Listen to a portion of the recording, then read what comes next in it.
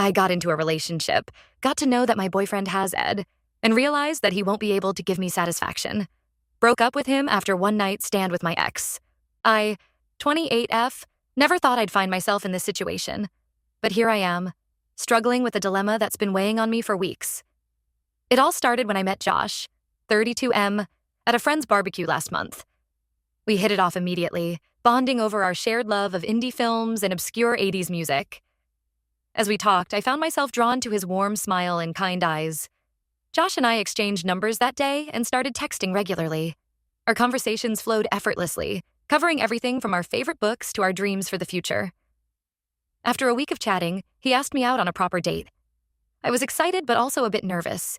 It had been a while since I'd put myself out there romantically. Our first date was at a cozy Italian restaurant downtown. Josh arrived with flowers and pulled out my chair. Such a gentleman. Throughout dinner, he was attentive and engaging. We talked for hours, losing track of time as we shared stories about our lives. I learned that Josh worked as an architect and volunteered at an animal shelter on weekends. His passion for both his career and giving back to the community was really attractive to me. As the weeks went by, Josh and I continued seeing each other regularly. He planned thoughtful dates like picnics in the park and visits to art galleries. I appreciated how he always made an effort to do things I enjoyed. Josh was unfailingly kind and supportive, especially when I opened up about some of my past relationship struggles. He listened without judgment and offered words of encouragement. The more time we spent together, the more I enjoyed Josh's company and personality. He had a great sense of humor and always knew how to make me laugh after a long day. I loved how passionate he got when talking about architecture or animal welfare. His enthusiasm was contagious. However, I couldn't ignore the fact that I wasn't particularly physically attracted to Josh. He wasn't conventionally handsome, and there wasn't much of a spark when we touched or kissed. I tried to tell myself that looks weren't everything and that his wonderful personality more than made up for it. After all, I'd dated hot guys in the past who turned out to be jerks. Maybe this was a sign I needed to focus on what really mattered in a partner. About a month into dating, Josh and I went out for drinks one evening. We both had a few cocktails and were feeling relaxed. As we walked back to my apartment, he pulled me close and kissed me deeply. It was the first time we'd really made out, and I have to admit it felt a bit awkward. There wasn't much chemistry, but I chalked it up to nerves and kept going with it. When we got to my place, things started heating up. As we were kissing on the couch, Josh suddenly pulled back. He looked uncomfortable and said he needed to tell me something. My mind raced, wondering what it could be. Josh took a deep breath and explained that he dealt with erectile dysfunction. He assured me it wasn't a big deal. He just needed to take medication and he'd be fine next time. I was caught off guard but tried to be understanding. I told Josh I appreciated his honesty and that it didn't change how I felt about him. Inside, though, I felt conflicted. On one hand, I admired his vulnerability in sharing this with me. On the other, I worried about what it might mean for our physical relationship going forward. The next week, Josh came over to my place for dinner and a movie. We both knew sex was probably on the table this time. I was nervous, but also curious to see how things would go. As we started kissing and touching, I noticed Josh seemed tense. When clothes started coming off, it became clear he was having trouble getting and staying aroused. What followed was honestly one of the most awkward sexual encounters of my life. Josh couldn't maintain an erection, even though he said he'd taken his medication. He seemed frustrated and embarrassed. I tried to be encouraging, but nothing seemed to help. After a while, we both gave up. The relief was palpable. In the days since, I've been grappling with how to move forward. Josh is truly a wonderful guy in so many ways. He's kind, supportive, and we have a great connection. But the lack of sexual chemistry is hard to ignore. I worry about committing to a relationship where physical intimacy might always be a struggle. To complicate things further, Josh opened up to me about how his last relationship ended because of his ED issues. Apparently, his ex-girlfriend ended up cheating on him, claiming she needed sex. Part of me understands her frustration, even though I'd never condone cheating. I'm at a loss for what to do. Is it shallow to consider ending things over this? Should I give it more time?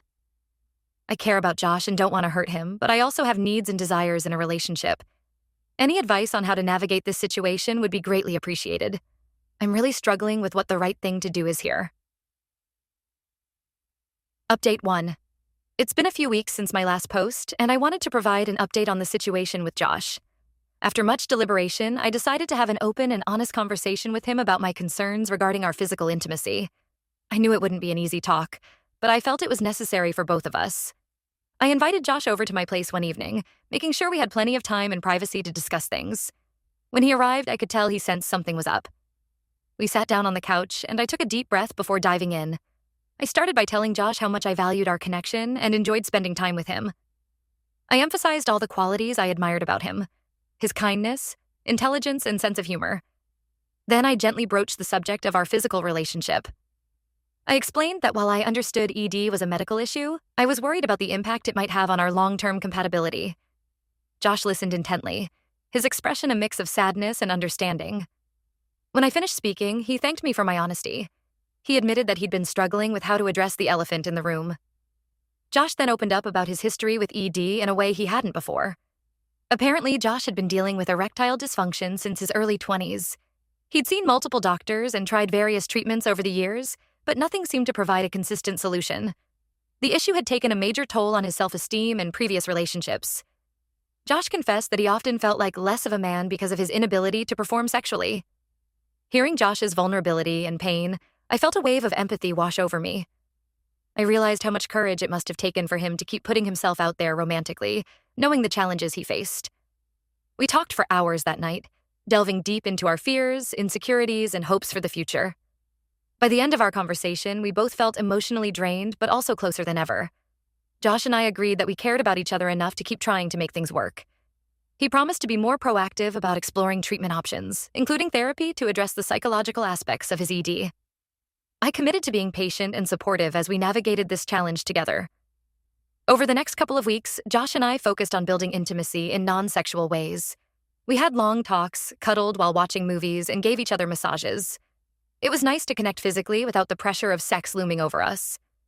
I found myself appreciating Josh's gentle touch and the way he always seemed to know when I needed a hug.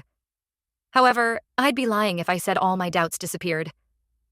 There were still moments when I wondered if I was setting myself up for disappointment down the road. I couldn't help thinking about Josh's ex who had cheated, and whether I might eventually feel the same frustration she did. But every time those thoughts crept in, I reminded myself of all the wonderful qualities Josh possessed. As we continued dating, I noticed small positive changes. Josh seemed more relaxed and confident when we were intimate, even if things didn't always go as planned. He started opening up more about his insecurities, which in turn made me feel closer to him.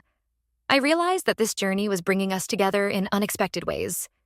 Still, questions lingered in the back of my mind. Could I truly be fulfilled in a relationship where traditional sex might always be a struggle? Was I strong enough to handle the challenges that lay ahead? Only time would tell. But for now, I was cautiously optimistic about our future together. Update 2. It's been about 2 months since my last update, and a lot has happened in that time. Josh and I continued working on our relationship, both emotionally and physically. He started seeing a therapist who specialized in sexual health issues, which seemed to be helping him address some of the psychological aspects of his ED. We also experimented with different approaches to intimacy. We focused on lots of foreplay and explored ways to pleasure each other that didn't rely solely on penetration. Some attempts were more successful than others, but we always made an effort to keep things light and maintain a sense of humor about it all. Despite our best efforts, I still found myself struggling at times. There were nights when I'd lie awake, wondering if I was fooling myself by thinking this could work long-term. I cared deeply for Josh, but the lack of satisfying physical intimacy was starting to wear on me. About a month ago, Josh and I had a breakthrough of sorts. We'd been out to dinner and came back to my place, feeling relaxed and connected. As we started kissing on the couch, things heated up naturally. To both our surprise, Josh was able to maintain an erection without medication. We ended up having sex, and while it wasn't mind-blowing, it felt like a huge step forward. Afterward, Josh was elated. He said he felt more confident than he had in years. I was happy for him and hopeful that maybe we'd turned a corner. However, a small part of me couldn't help but feel that the sex itself had been somewhat lackluster. I pushed that thought aside, not wanting to dampen Josh's excitement. Over the next few weeks, our sex life improved somewhat. Josh was able to get aroused more easily, though maintaining it was still hit or miss.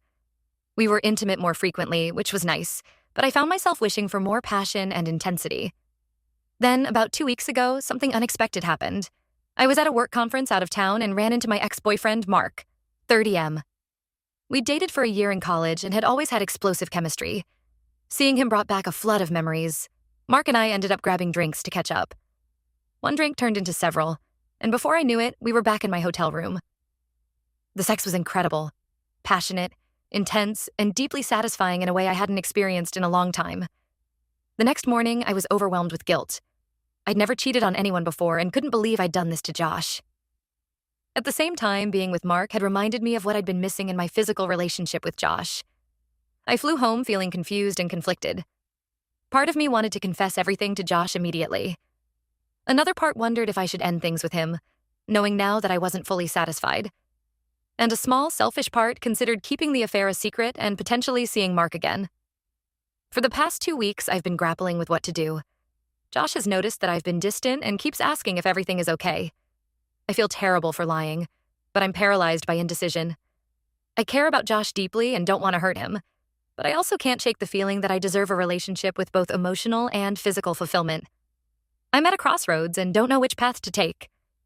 The guilt is eating me alive, but so is the fear of potentially giving up a great guy for something as shallow as sexual satisfaction. Any advice on how to proceed would be greatly appreciated.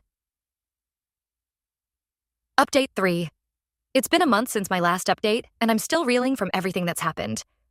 After weeks of internal struggle, I finally decided to come clean to Josh about my infidelity. I knew it would be painful, but I couldn't continue living with the guilt and deceit. I invited Josh over to my apartment, my heart pounding as I prepared to shatter the trust we'd built. When he arrived, looking concerned about my recent distant behavior, I felt a wave of nausea wash over me. Taking a deep breath, I launched into my confession. I told Josh everything, about running into Mark at the conference, the drinks, and what happened afterward. I explained how conflicted I'd been feeling about our physical relationship, and how the encounter with Mark had brought those feelings to the surface. Throughout my explanation, Josh sat in stunned silence, his face a mix of shock, hurt, and anger. When I finished speaking, the silence that followed was deafening. Finally, Josh spoke, his voice barely above a whisper. He asked if I'd been unhappy all along, if everything we'd built had been a lie. The pain in his eyes was almost unbearable. I tried to explain that it wasn't that simple, that I cared for him deeply but had been struggling with our physical compatibility. Josh listened, but I could see him shutting down emotionally. He stood up abruptly, saying he needed time to process everything. As he left my apartment, I felt a mixture of relief at having told the truth and devastation at the pain I'd caused. For the next week, I didn't hear from Josh. I threw myself into work, trying to distract myself from the guilt and uncertainty. When he finally reached out, it was to say he wanted to meet and talk things through. We met at a neutral location, a quiet park near both our homes. Josh looked tired and defeated, nothing like the cheerful, confident man I'd first met. He told me he'd done a lot of thinking and had come to a difficult decision. While he cared for me, he didn't think he could move past my infidelity. Moreover, he realized that he needed to focus on himself and his own healing before he could be in a healthy relationship. I listened, tears streaming down my face. Despite the pain of the moment, I knew Josh was right. We'd both been trying so hard to make things work that we'd lost sight of our own needs and happiness. As we said our goodbyes, there was a sense of finality that broke my heart but also felt oddly freeing. In the weeks since our breakup, I've done a lot of soul-searching. I've realized that while Josh was a wonderful person, our relationship had been built on shaky ground from the start. I had ignored my own needs and desires, convincing myself that his great personality could overcome our lack of physical chemistry. I've also grappled with my actions and the person I became in this situation. Cheating went against everything I thought I believed in, and I'm still working on forgiving myself. I've started seeing a therapist to work through my feelings and understand why I made the choices I did. As for Mark, I haven't seen or spoken to him since the conference. While the physical connection was undeniable, I recognize that it was born out of my own dissatisfaction and doesn't necessarily mean we'd be compatible in a real relationship. Looking ahead, I'm focusing on healing and growing as a person. I'm learning to be more honest with myself about my needs and desires in a relationship. While the experience with Josh was painful, it taught me valuable lessons about compatibility, communication, and the importance of not settling in matters of the heart. I don't know what the future holds, but I'm committed to being true to myself and my partners moving forward. The road ahead may be uncertain, but I'm hopeful that with time and self-reflection, I'll find a relationship that fulfills me both emotionally and physically.